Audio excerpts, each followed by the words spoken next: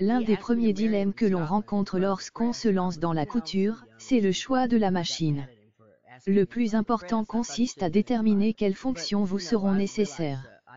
Il n'est pas utile de partir sur un modèle trop sophistiqué si vous n'êtes pas certaine que la couture vous plaira.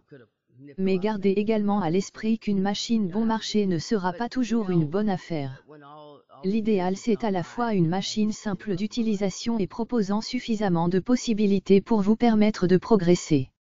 Pour bien choisir sa machine à coudre, il est important de prendre en compte ses désirs créatifs et le temps que l'on souhaite y consacrer, occasionnel ou régulier, reprise, habillement, décoration, patchwork, broderie ou encore le type de tissu que l'on souhaite travailler.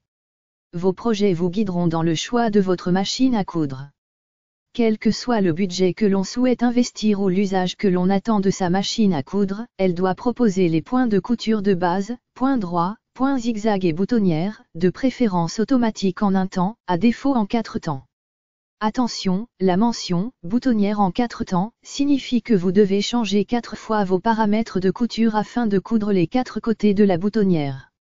Sur une chemise, cela peut être fastidieux.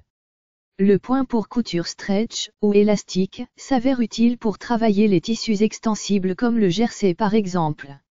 Enfin, le point de surjet, aussi appelé point overlock, permet de réaliser des ourlets de bonne facture, même si un point zigzag serré près du bord peut aussi faire l'affaire.